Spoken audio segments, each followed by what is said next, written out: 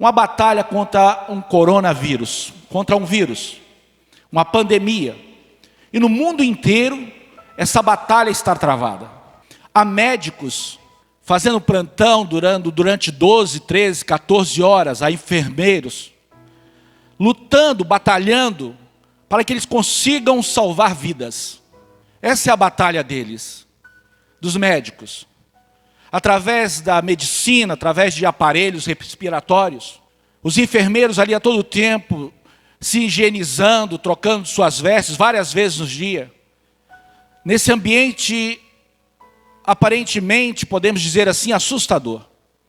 E ao mesmo tempo que esse médico, essa enfermeira está no combate, ali tem um paciente que está acometido desse vírus, que ele foi infectado, e ele está lutando, batalhando, combatendo, para que ele possa vencer esse vírus e continuar a vivendo.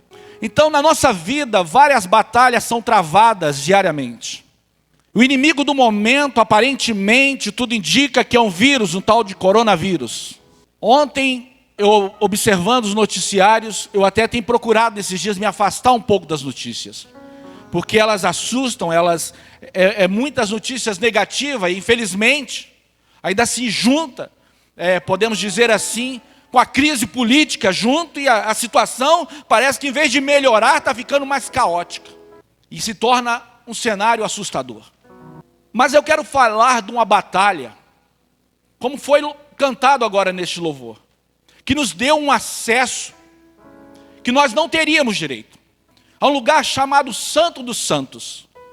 E nesse momento, nesse evangelho de João, no evangelho que eu estou lendo, nesse texto, podemos dizer assim que a batalha estava dando-se início. Por sua livre e espontânea vontade, ele escolheu essa batalha. Ele guerreou por mim, guerreou por você, ele batalhou no meu lugar, ele batalhou no seu lugar. Não simplesmente por causa de um vírus, de uma epidemia, uma pandemia que está infectando, infelizmente, muitas pessoas, mas um vírus de forma geral, que atingiu toda a humanidade, que é o pecado. Estava chegando a sua grande hora, a hora do plano ao qual o Pai lhe confiou ser consumado, tetelestai. Mas como vencer esse combate? Qual é o combate que você está vivendo hoje? Talvez o seu combate seja por causa de um vício que você adquiriu ele durante a sua vida. E quantas pessoas, podemos dizer assim, um pai de família, uma mãe, alguém que casou um dia para construir um lar e ter uma família feliz, está lutando para que o divórcio não acometa essa família. Talvez um dos cônjuges, por fraqueza, por não conseguir combater esse combate, já se deu por vencido, e já entrou para o caminho do divórcio. E a outra parte está combatendo ainda, tentando manter o matrimônio de pé. É um combate, e é um combate que, infelizmente, pessoas inocentes vão morrer.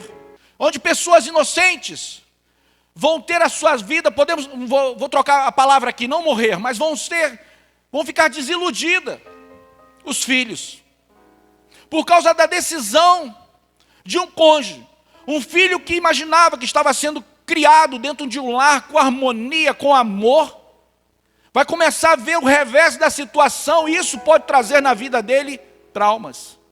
Nesse texto ao qual nós lemos, eu quero trazer dois personagens centrais. Um não poderia deixar de ser o nosso Senhor e Salvador Jesus.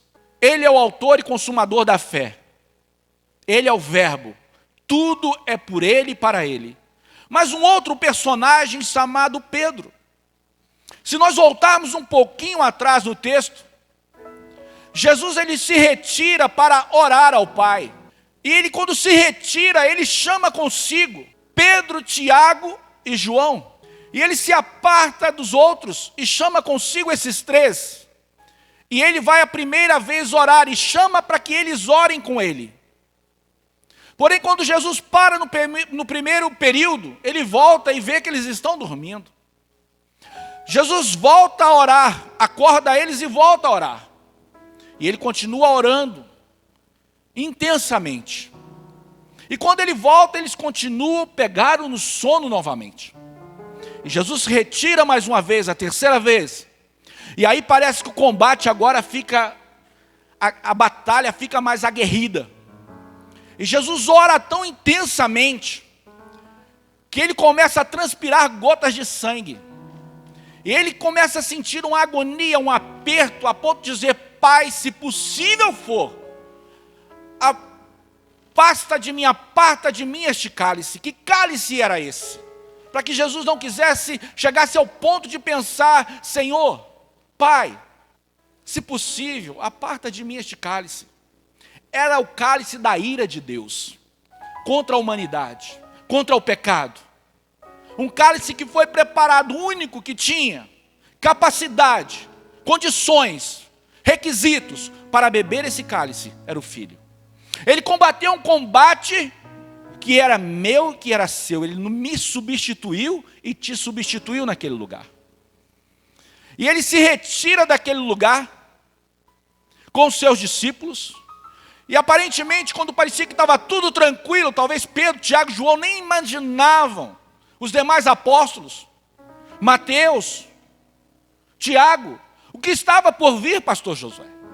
Mas em meio àquela noite entrando, começando a anoitecer, vem Judas, em meio à multidão, aquela turba de multidão, e ele beija o Senhor Jesus no rosto, era o sinal. Mas eu quero te dizer algo nessa noite, que Jesus não estava pego de surpresa, Jesus não estava sendo o motivo da sua morte, não era porque Judas traiu ele. O motivo da morte de Jesus não era por causa de um sacerdócio que tinha tramado tudo aquilo nos bastidores. Não. Não era por causa de um governo romano corrompido. Não. Ele sabia muito bem o que ele estava fazendo. Ele estava ali por sua livre e espontânea vontade. E quando isso acontece, que lançam mão dele, Pedro vai tomar uma atitude agora. Ele arranca da sua espada e decepa, corta fora a orelha de um soldado chamado Malco. Olha, dois personagens. Um lutando com as armas, usando das armas carnais. E um outro completamente preparado para aquele momento, para aquela situação. Com discernimento de tudo. Sabendo tudo que estava por vir. Mas por que Pedro não teve esse discernimento? Por que Pedro não entendeu? Se Jesus disse que ele veio para as ovelhas perdidas da casa de Israel, se ele disse, derribar este templo, ele não estava falando do templo de Salomão, não. Derribar este templo, estava falando acerca do corpo dele. Em 3 dias eu reedificarei. Ele falou da sua morte, a ponto de Pedro dizer: olha, de forma alguma que isso te acontecerá. De forma alguma. E aonde ele foi repreendido por Jesus? Para trás de mim, Satanás. Porque ele sabia do cálice, de tudo que estava preparado. Então Pedro estava completamente, podemos dizer assim, fora da conexão do mundo espiritual, usando as armas carnais. E eu faço essa primeira pergunta para mim e para você. Que batalha você está lutando? Com que armas você está lutando? Contra quem você está lutando? E qual é a motivação da sua luta? Porque você tem que ter isso bem definido para ter êxito na batalha. Porque quando você sai para a batalha sem saber a capacidade do teu inimigo, você pode ser surpreendido num contra-ataque e perder a batalha. E se você não tiver bem definido quem é o teu inimigo, você corre o risco de fazer do teu inimigo o teu aliado e do teu aliado o teu inimigo. Inverter as coisas. E Jesus repreende Pedro: Pedro, por um acaso não vou beber do cálice que está preparado? E olha, diante dessa situação toda, estava ali um discípulo dele, o traindo. Estava ali todos os sinédrios, os sumos sacerdotes, com soldados. Aquela situação, aquele campo de batalha era terrível. Durante a noite, Em momento algum, Jesus perde a sua graça, o seu amor, o seu discernimento. Ele repreende Pedro: Pedro, não é com essa arma que você vai vencer os inimigos, Pedro. Larga essa espada. E ele pega a orelha de Malco e ele restitui a orelha do soldado. Se ele, em meio àquela situação, ele operou uma cura, operou um milagre, imagina agora o que ele pode fazer na minha vida e na tua vida, à destra do Pai, rogando por mim, rogando por você. Talvez você esteja combatendo contra uma enfermidade, com a situação financeira, entregue, confia no Senhor, isso vai passar. As coisas do mundo vão passar, isso tudo é passageiro.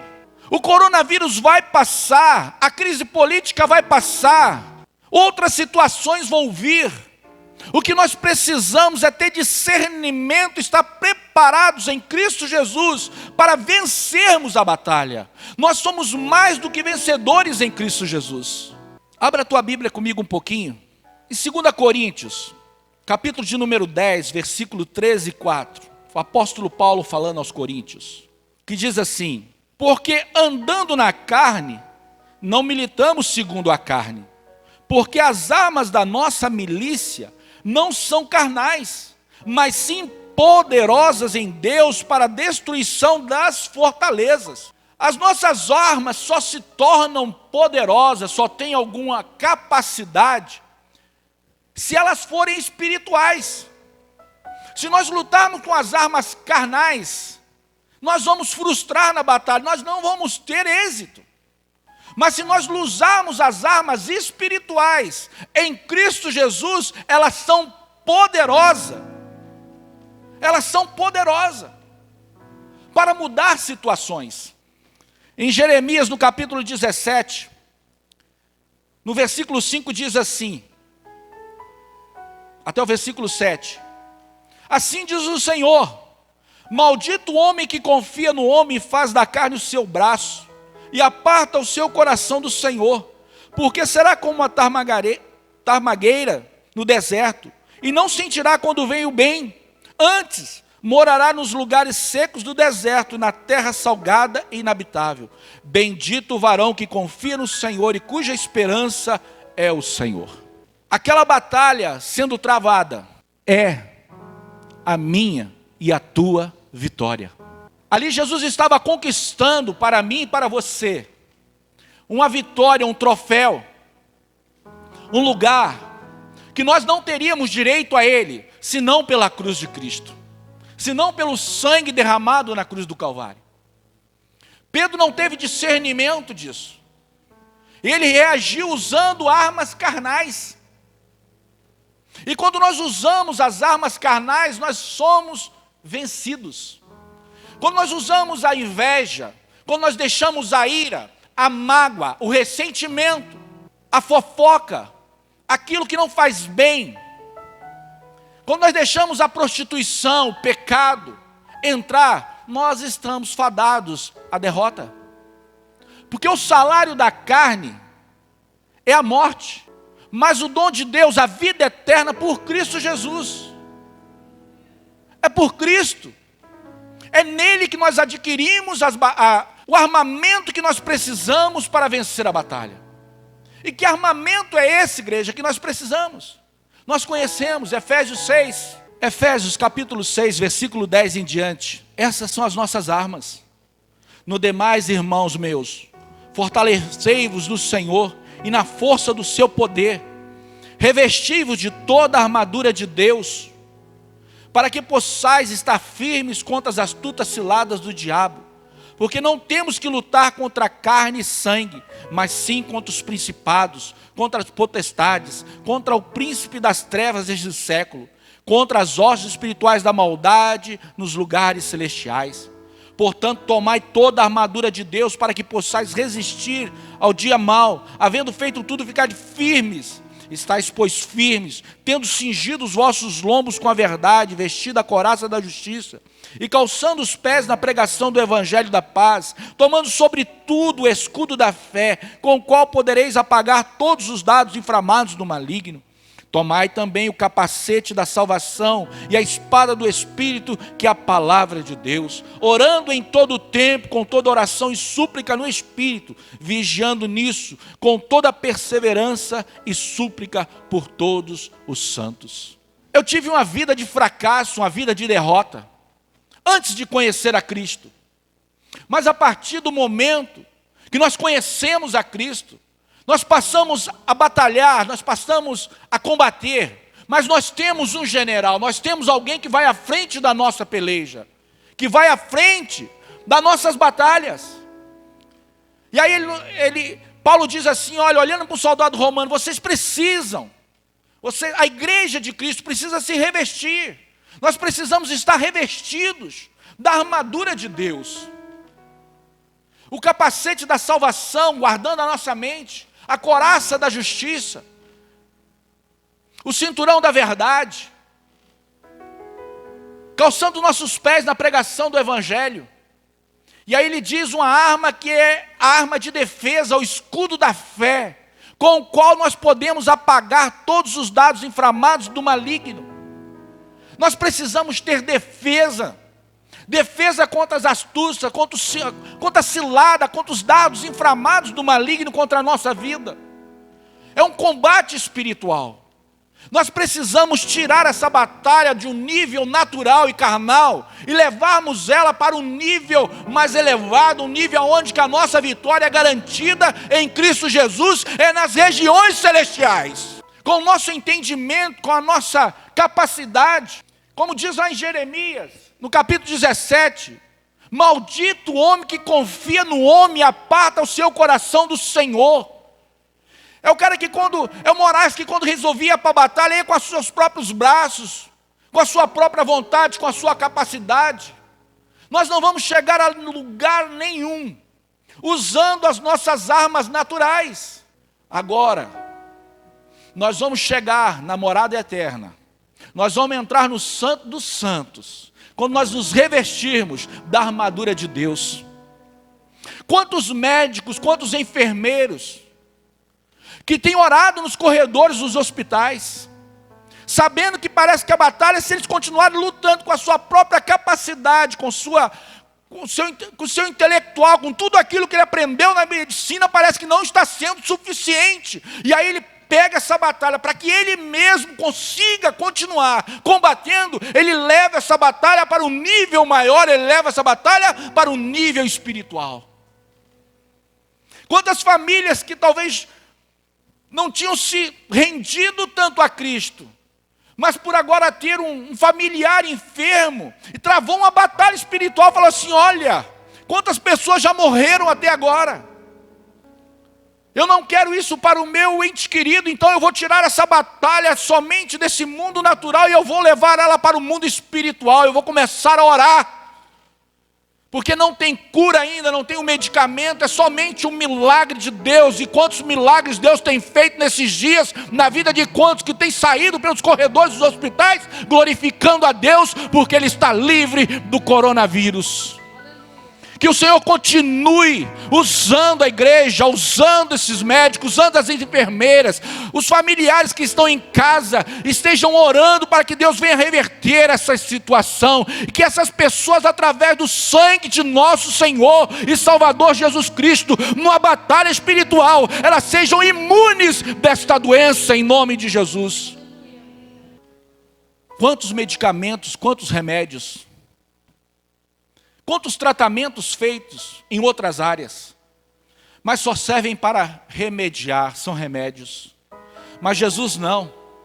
Jesus ele vem para fazer a cura.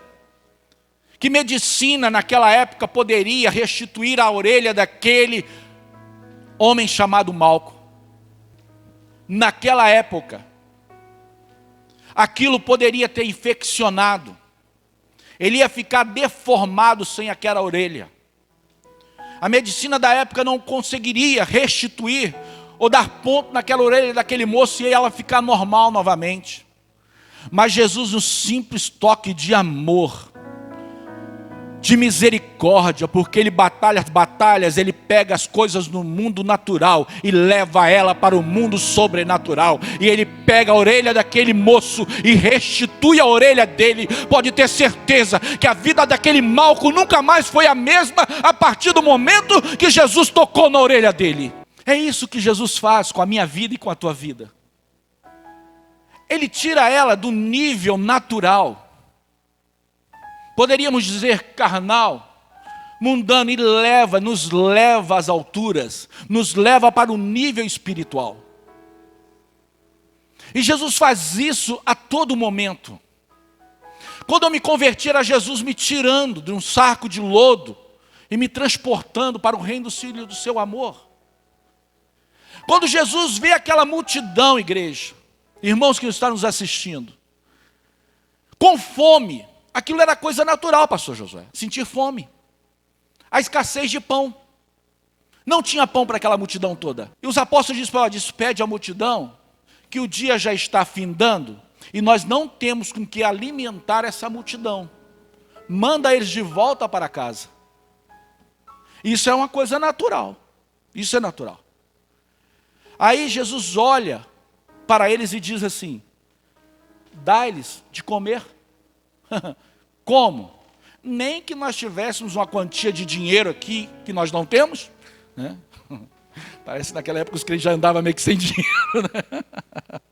E aí, eles dizem, olha, nem que se nós tivéssemos uma quantidade grande de dinheiro, nós não conseguiríamos. Não teríamos onde nós comprar pão. E o que vocês têm? Nós não temos nada, mas tem um menininho ali, que ele tem alguns peixinhos e alguns pães. O que é que Jesus pega? Ele pega as coisas naturais e leva para o sobrenatural. Quando Jesus faz isso, quando ele resolve pegar um pouquinho de farinha, um pouquinho de azeite e levar para o sobrenatural, quando ele quer pegar um pouquinho da sua fé e levar ela para o sobrenatural, quando Jesus tira você da sua dimensão, do seu eu, e pela sua infinita graça, Ele que é o autor e consumador da fé, e Ele nos leva para um outro nível, aí as coisas tornam-se diferentes. Aí a tristeza vira alegria, a fome vira barriga cheia, a enfermidade torna-se numa cura, num milagre. É isso que Jesus conquistou para mim e conquistou para você. O teu inimigo não são as coisas visíveis. Não entra com um combate com o coração magoado, irado, ressentido, achando que a situação a qual você está vivendo é culpa do teu irmão, da tua irmã, do teu esposo, dos teus filhos. Não, querido. Enquanto você estiver vendo as coisas desta forma, é que você ainda está batalhando no nível natural. Quando você leva as coisas para o nível espiritual em Cristo Jesus, o teu irmão é uma bênção, o teu esposo é uma bênção, o teu filho é uma bênção, a tua esposa é uma bênção, o teu vizinho é uma bênção, e você glorifica o nome do Senhor Jesus, porque você entendeu que a tua luta não é contra a carne nem contra sangue, mas sim contra principados e potestades nas regiões celestiais. É lá que os grandes homens de Deus tiveram vitória, foi lá que Abraão teve vitória, foi lá que José teve vitória, ali Daniel combateu, ali Jeremias combateu, ali Isaías combateu, e eles tiveram êxito, eles tiveram vitória. E o maior combate, a maior vitória que a Bíblia nos declara, do começo até o fim da humanidade, até o fim dos últimos dias, é a batalha que o Senhor Jesus travou pela minha vida e pela tua vida, porque aquele vírus, somente Ele podia apagar da minha vida e da tua vida. Aquele vírus, só o sangue dele. Como é bom sentir isso. Quando nós vamos para esse nível de batalha, sabe como nós nos sentimos? Ao mesmo tempo que nós somos cordeiro, quando Ele toca em nós e nos enche de unção, nós viramos leão. Porque nós temos a identidade dEle. Nós somos cordeiro. Nós somos cordeiro, mas ao mesmo tempo, Ele nos transforma em leão, para combater um combate espiritual, para vencermos as hostes espirituais da maldade nas regiões celestiais. É de joelho que a igreja tem vitória. É de joelho, é buscando e orando. Irmãos, igreja, nós vamos ter combate constante. De uma forma ou de outra, nós estamos combatendo de alguma forma. Devido a essas situações, tem pai de famílias combatendo o desemprego agora. Tem pessoas por escassez, por não poder trabalhar, estão buscando o auxílio do governo, estão combatendo nesse momento para que eles possam ter provisão. E louvo a Deus por esta igreja, pela pastora Nath, pelo pastor João Carlos, pelos irmãos da assistência social, o irmão Rodrigo, a sua esposa, junto com a Life da Isadora, com os auxílios da igreja, a vida do pastor Josué, da pastora Helene, enfim, de todo o corpo de obreiros da igreja do Senhor. Que esse final de semana teve a distribuição de cesta básica, está acontecendo aqui, está acontecendo na Eucana, em Curitiba, é a igreja trabalhando, aquilo que tem vindo às nossas mãos, que nós podemos fazer, nós temos feito, para a honra e para a glória do Senhor Jesus. Porque aprendemos a levar a batalha para um outro nível, um nível espiritual. Não sei o que você está passando, mas quero te dizer nesta noite, entrega esse combate, essa peleja, leva ela à presença do Senhor. Não sei qual é a tua enfermidade, o que está assombrando você, o que está te assustando, mas não temas. Como foi lido aqui em Mateus 11 pela pastora Aline, vinde a mim, Jesus faz um convite, vinde a mim, por que tu está parado aí? Vinde a mim, toca nas águas, Moisés, vinde a mim, compra, não com dinheiro, venha comprar pão, venha comprar água, venha buscar a tua vitória, persevera, não desanima, não deixe de pelejar, não deixe de combater, não deixe de buscar aquilo que você tanto deseja, não desanime, não entregue o ponto ao inimigo, não se dê por vencido em momento algum, mas lute, não com as armas carnais, mas com as armas espirituais em Cristo Jesus, que você possa ter êxito na sua batalha. Mas não faça como Pedro, não lute com as suas armas, com a sua capacidade, não confie no teu intelecto, na força do teu braço, leve essa batalha para o nível espiritual, em Cristo Jesus, coloca nas mãos dele, confia nele, entrega os teus caminhos ao Senhor, confia nele, o demais ele fará, mas precisa confiar, precisa perseverar. Vai ter momento durante a batalha, que parece até que o inimigo vai vencer, como parecia neste lugar, que o inimigo estava prevalecendo, quando desde aquele momento, quando Judas chega, aparentemente no mundo natural, parece que Jesus tinha sido pego de surpresa, parece que agora o pai ia ter que elaborar um outro plano, parece que tudo que estava acontecendo ali estava dando tudo de errado. Não, por mais que a batalha parecia estar perdida, ele estava no controle de todas as coisas, e ele continua no controle de todas as coisas.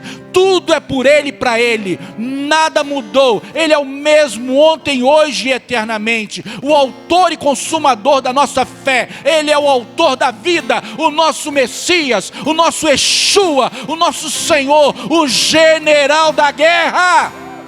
Ele é o Todo-Poderoso, e a vitória nossa, Ele conquistou para nós na cruz. Em nome de Jesus, vamos colocar de pé.